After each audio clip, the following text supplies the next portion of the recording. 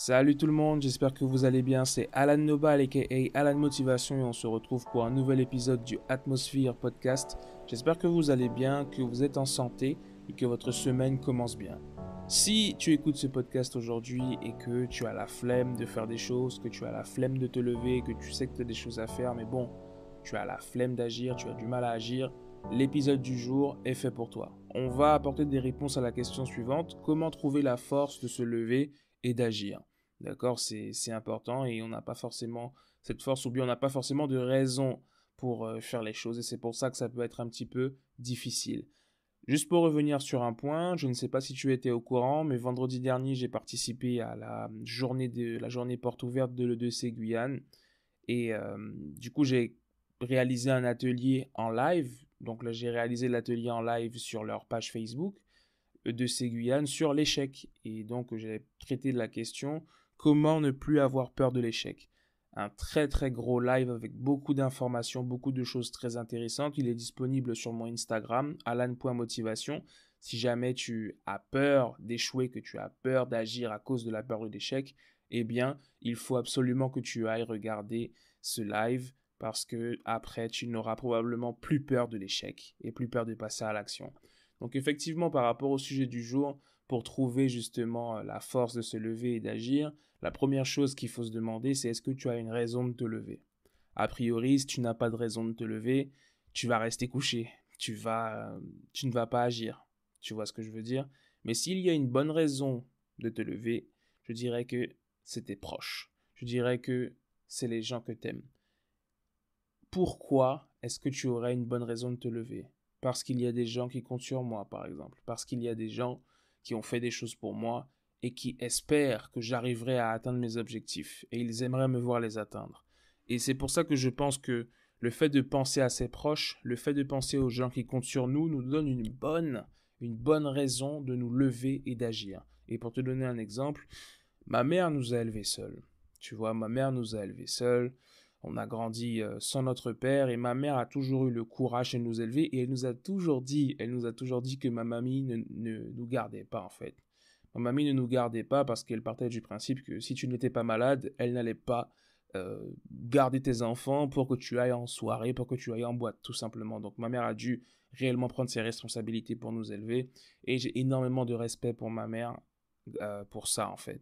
Et je me suis toujours dit, Alan, en fait, ta mère, elle t'a élevé seule, et vous étiez deux, elle vous a élevé seule, et en fait, elle n'a pas ronchonné, elle aurait pu, je sais pas, moi, avorter ou quoi que ce soit, et elle a pris son courage à deux mains, elle a pris ses responsabilités, elle l'a fait. Alors pourquoi toi maintenant, tu as un objectif à atteindre, tu dois te lever, tu as un livre à lire pour la fac ou que sais-je, tu as un certain objectif et tu es en train de te morfondre sur toi-même parce que tu as la flemme, etc. Ben heureusement que ma mère, elle n'a pas eu la flemme. Ou en tout cas, même si elle l'a eu peut-être, elle a eu le courage de le faire quand même parce qu'elle savait qu'elle devait le faire. Et c'est pour te montrer que quand tu réfléchis à ça, peut-être que c'est ton cas, peut-être que c'est que ta mère ou que ton père ou les deux. Mais dans tous les cas, tes parents, à un moment ou à un autre, et peut-être que c'est toujours le cas, continuent de faire des sacrifices et de se donner pour toi. Et ce sera peut-être le cas jusqu'à leur mort. Donc finalement, quand on voit l'investissement qu'ils font sur nous, les efforts qu'ils font pour nous, pourquoi nous-mêmes on ne pourrait pas faire certains efforts pour eux? Et même pour nous, personnellement, puisque ce sont nos objectifs. Mais derrière, on les rend fiers, tu vois. Et c'est pour ça que c'est important de se rappeler ça, pour se rappeler à quel point nos parents ont agi et ont fait des efforts pour nous également. Après, tu me diras peut-être, oui, mais ce sont nos parents, donc encore heureux, certes, mais ce serait bien justement de pouvoir leur rendre quelque chose, en fait. Tu vois, en tout cas, ça, c'est une bonne raison de te lever, surtout si tu as des proches et que tu sais que tu aimes ces proches-là et qu'ils comptent sur toi. Pour te donner un deuxième exemple, ma mamie m'a énormément aidé. Ma mamie m'a aidé financièrement quand je suis parti pour mes études. C'est une personne qui a été énormément là pour moi et qui, justement, compte beaucoup à mes yeux et qui fait partie vraiment d'une forte raison, hein. C'est principalement ma mère et ma mamie, mais pas que. Mais ce sont les deux personnes pour qui vraiment j'avance avec détermination et rage.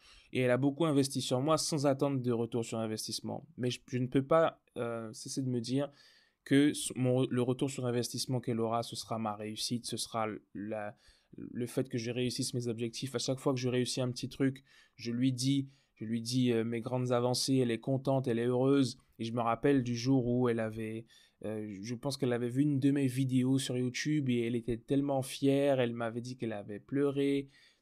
Ça lui avait donné les larmes aux yeux et ça m'avait énormément touché de voir qu'elle était contente et fière de son petit-fils. Et je peux te dire que ça donne énormément de force pour avancer, tu vois.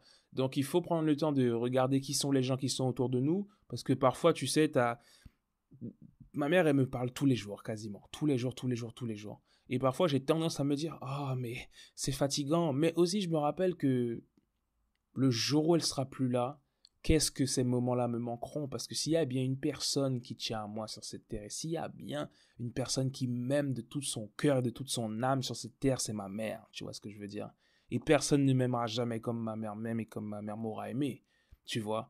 Donc, clairement, je ne dois pas négliger l'attention et l'amour que ma mère me donne. Parce que cet amour et cette attention, je ne le retrouverai jamais ailleurs, probablement. Tu vois ce que je veux dire? Donc, c'est important de valoriser l'attention, les efforts et l'amour que certaines personnes mettent sur nous. Parce que parfois, on prend ça pour acquis. Et c'est ça le problème. Et on donne plus d'amour, plus d'attention et plus d'efforts à des personnes qui n'en valent même pas la peine et qui ne le méritent pas. Et peut-être qu'à ce moment-là, tu te dis, là, il a vraiment raison. Parce que personnellement, je l'ai expérimenté et je pense qu'on est beaucoup à l'avoir expérimenté. Tu vois. Et je me disais toujours aussi que on n'a pas de temps à perdre. Et ça, c'est une bonne raison aussi qui explique qu'on doive faire vite et qu'on doive se lever pour agir. C'est parce qu'on n'a pas de temps à perdre, en fait. Parce que j'ai envie que, par exemple, ces personnes à qui je tiens voient certaines de mes réussites de leur vivant. Tu vois, si je reste là à glander et que finalement, elles n'arrivent pas à voir ma réussite parce que j'ai glandé et parce que finalement, elles décèdent, ça va me piquer. Ça va me faire très mal. Et quand tu y penses, imagine, peut-être ça peut être des personnes qui ont un certain âge dans ta famille déjà, ou même, tu sais, la vie, en fait, elle est tellement imprévisible que je te parle d'âge, mais en réalité, tout simplement, demain, il peut nous arriver quelque chose, à toi comme à moi, ou bien aux gens qu'on aime. Et donc, chaque jour est une victoire, en fait, quand on ouvre les yeux et que les gens qu'on aime ouvrent les yeux également. Donc, autant profiter de ce temps-là pour rendre ces personnes fières et heureuses de leur vivant. Tu vois ce que je veux dire? Donc, pensez aux gens qu'on doit justement mettre en avant, penser aux gens pour qui on doit avancer et penser justement à cette notion de temps et aussi pour les rendre fiers de leur vivant. Ça, pour moi, c'est deux raisons qui déjà devraient nous pousser à faire les choses. Après, effectivement, par rapport au temps plutôt, pas au ton, le ton de la musique, le ton de la voix, non, par rapport au temps, en fait, j'ai une vision qui évolue effectivement par rapport au temps. Et si tu as suivi mon live sur le de Guyane, eh bien, tu sais que j'ai parlé de la vision du temps cyclique et de la vision linéaire du temps. D'accord? Donc, je t'explique rapidement ce que c'est. Alors, le fait d'avoir une vision linéaire du temps, c'est une vision déjà qui est très occidentale et c'est une vision selon laquelle en fait le temps s'écoule de manière unidirectionnelle. Ça veut dire qu'on a le passé, le présent, le futur et qu'il y a vraiment le début, le milieu, la fin et qu'on va vers une fin inévitable. Donc forcément, on a, justement j'en parlais par rapport à l'échec, on a plus de mal à digérer l'échec parce que pour nous, tout ce qu'on fait est totalement irréversible et la vie a une fin totale. Après, il y a l'héritage, justement, je parlais de ça, judéo-chrétien, qui fait que, effectivement, par rapport à ce qu'on peut retrouver dans la Bible, par rapport à la Genèse et par rapport à, je dirais, le jour du jugement dernier, on voit bien qu'il y a un début à la vie et qu'il y aura une fin. Donc ça, c'est la vision linéaire du temps. Et du coup, on a tendance à penser qu'il faut agir vite, vite, vite parce que, eh bien, on perd du temps et que tout est irréversible en réalité. La vision cyclique est un peu différente. La vision cyclique du temps, c'est une vision qui est adoptée davantage par des civilisations traditionnelles proches de la nature et des civilisations agricoles qu'on peut retrouver notamment en Afrique, en Chine. Et on peut penser également aux Mayas qui ont une vision davantage centrée sur la rondeur du temps, sur le fait qu'il y ait des événements qui sont cycliques, qui sont beaucoup plus proches de la nature, et ils ont beaucoup plus de facilité à s'adapter au haut et au bas, et à voir leur plan de départ changer.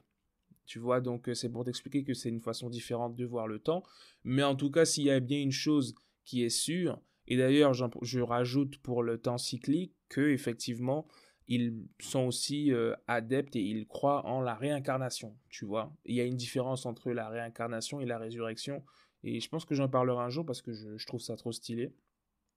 Mais du coup, voilà, c'est pour t'expliquer que même dans cette notion du temps, on peut avoir des visions différentes. Mais s'il y a bien une chose qui est sûre, c'est que même si j'ai une vision cyclique du temps et que finalement, eh bien, ma mère ou ma grand-mère est réincarnée je ne sais où, le truc c'est que je ne saurais pas que c'est ma mère ou ma grand-mère et moi je serais peut-être pas là non plus. Donc tu vois, c'est pour dire que malgré tout, peu importe la vision du temps que l'on a, il faut avoir cette capacité à faire les choses maintenant par rapport aux gens. Parce que oui, même si imaginons qu'on se réincarne, je saurais pas que c'est ma mère ou quoi. Tu vois ce que je veux dire? Donc il y a quand même cette notion, c'est il faut savoir faire le parallèle entre et le trouver le juste milieu entre la vision linéaire du temps et la vision cyclique. Mais dans tous les cas, il faut agir pour les gens qu'on aime et je pense qu'il faut le faire maintenant. D'accord? Et même s'il y a aussi Aurélien Barraud, peut-être que tu connais, qui est astrophysicien et qui avait une vision intéressante en fait du temps et des expériences et qui disait qu'on avait le droit d'échouer, en fait, on avait le droit à l'erreur et qu'on avait le droit de prendre plusieurs années, d'être là, de tenter des choses, de voir que ça marche pas et ensuite de se rediriger vers autre chose et qu'on avait le temps. Donc encore une fois, c'est du temps et une vision par rapport à nos projets perso ou pro, etc., qu'importe. Mais en ce qui concerne la vie en elle-même des gens, effectivement, elle a quand même une limite sur Terre. Tu vois ce que je veux dire? Maintenant, j'émets des réserves par rapport effectivement à la vision cyclique du temps et la réincarnation, etc. Mais globalement, on a des gens autour de nous maintenant, donc agissons maintenant pour eux. Ça, c'est le plus important. Et tu sais, il y a une personne, et là on arrive à un deuxième point, il y a une personne qui m'a dit, oui, mais tu nous dis tout le temps, Alan, pensez à vos proches. Il y a des gens qui ont fait ça pour toi, il faut que tu te battes pour eux et tout. Et cette personne m'a dit quelque chose d'extrêmement intéressant. Elle m'a dit, oui, mais si je n'ai pas de proches, en fait, si tous les gens qui étaient censés être proches de moi, en fait, sont des gens qui m'ont fait du mal, et si je suis super seul, etc., et que j'ai pas de proches, en fait, pour me donner une raison d'avancer, je fais comment? Et là, je me suis dit, waouh, c'est super intéressant parce que c'est vrai qu'on a souvent tendance à dire en tant que speaker, oui, vas-y, pense aux gens qui t'aiment, trouve deux personnes qui vraiment que tu aimes, etc. et avance pour ces personnes-là. Oui, mais et les gens qui n'ont pas ces personnes, et les gens qui ne sont pas entendus, et les gens qui ne sont pas compris, comment ils font, ces gens qui n'ont personne autour d'eux. Et c'est extrêmement intéressant. Donc, je pense sincèrement que si tu n'as pas de personnes autour de toi, si tu n'as pas de personnes sur qui tu peux réellement compter, que tu avais des proches, mais en réalité ces proches t'ont plus fait du mal qu'autre chose, donc en réalité c'est pas pour eux que tu vas avancer, et c'est même pas grâce à eux que tu avances, eh bien il faut que tu t'inscrives dans une réalité qui est plus grande que toi. Ça veut dire qu'il faut que, parce que tu sais, peu importe ce que tu vis, peu importe ce que tu traverses, j'ai l'intime conviction que si tu es là, c'est pour une raison, et que si tu es là, ce n'est pas un hasard et que tu dois accomplir quelque chose, tu dois faire quelque chose, d'accord? Donc à un moment donné, je pense que c'est important de s'inscrire dans quelque chose qui est plus grand que nous. Et c'est vrai que, par exemple, si je n'avais pas de proches, même si je n'avais pas de proches, en fait, mon pourquoi est beaucoup plus grand que moi également, tu vois.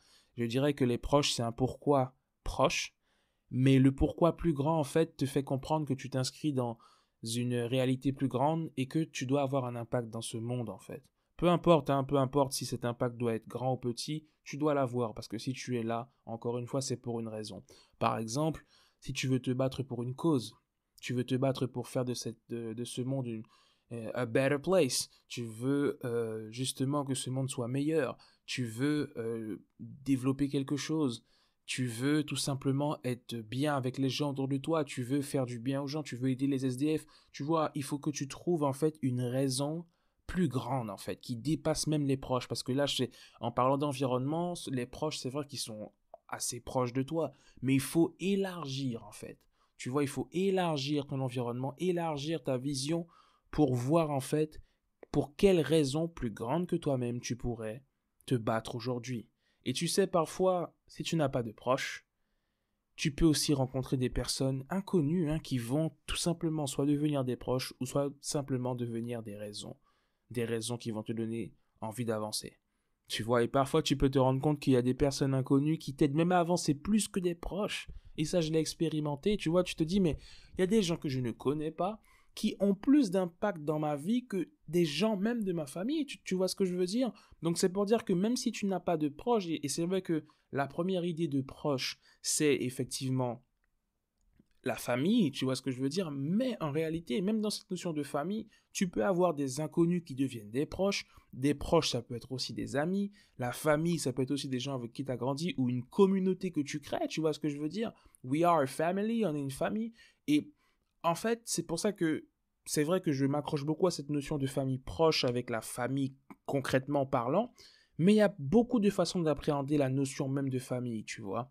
Donc il faut réfléchir à ça comme ça, voir les choses de manière plus grande, revoir même la notion de famille. Dans ce cas-là, si la famille même proche n'est pas justement là ou qu'il y a eu des problèmes, et voir qui sont peut-être les groupes quels sont les groupes que tu pourras créer et qui pourront en fait devenir proches ou un peu moins proches, mais qui te donneront une raison de te battre et d'avancer. Ok? Et pour moi, je pense que c'est important de voir les choses comme ça si justement on n'a pas de proches en fait. Et qu'on n'a pas de personnes de notre famille très proches pour qui on aurait une raison de se battre. Et puis, tu sais, pour finir, je dirais qu'il faut que tu penses à une chose surtout, c'est à l'héritage que tu veux laisser de toi en fait, et quel souvenir, quel héritage tu veux laisser. Tu sais, tu as le droit totalement de rien vouloir laisser en fait, c'est ton droit. Tu as le droit de ne pas vouloir laisser de legacy, d'héritage, tu as le droit de... Peu importe le souvenir que tu as envie de laisser, c'est toi qui décides en fait, et tu as le choix, c'est toi qui vois. Personne ne devrait t'obliger à faire quoi que ce soit. Mais tu sais, je me dis à chaque fois qu'il y a une personne qui n'est pas encore née qui tombera un jour sur mon contenu. Et peut-être que cette personne deviendra un grand homme ou une grande femme demain parce qu'elle aura vu un jeune Guyanais faire ça en fait. Et tu vois, j'ai beaucoup cette idée cette volonté de laisser quelque chose parce que je me dis, waouh, Alan, t'es de passage sur Terre. Tu vois, on est de passage là et on a la chance d'être de passage ici. Tu vois, il y a des enfants qui sont pas nés, il y a des gens qui sont décédés déjà, des gens qui décèdent jeunes, etc. Nous, on a la chance d'être là. Et si tu écoutes ce podcast, tu as la chance d'être là aussi avec moi. Donc maintenant, qu'est-ce qu'on laisse en fait? Tu sais, je me suis dit quelque chose, même si je pars demain, j'ai fait ce que j'avais à faire. Je suis content, you know. Je suis vraiment content et j'ai fait des choses en fait et j'ai laissé ça. On se souviendra de ça, d'Alan. Et j'ai fait un impact. Et pour moi, ça n'a pas de prix en fait. Et je me dis, j'étais sur Terre pour quelque chose en fait. Et j'ai essayé et je l'ai fait.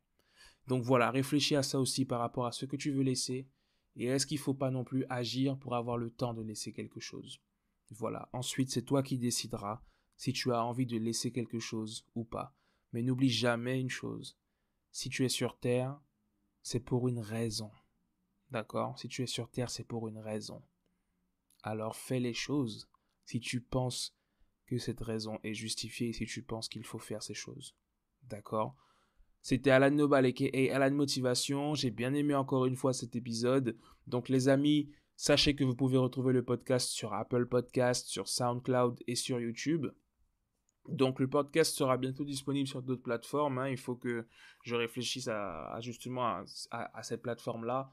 Mais en cette fin d'année, ce sera fait et d'ici 2021, on sera sur encore différentes plateformes et ça va être super cool. En tout cas, portez-vous bien les amis. Portez-vous super bien et puis je vous invite à me rejoindre si ce n'est pas encore le cas donc sur mon Instagram alan.motivation, sur Facebook, sur ma chaîne YouTube surtout parce qu'il y a beaucoup de vidéos qui arrivent, d'accord, Alan Motivation également. Dans tous les cas, portez-vous bien et passez une très bonne semaine les amis. À bientôt, ciao ciao.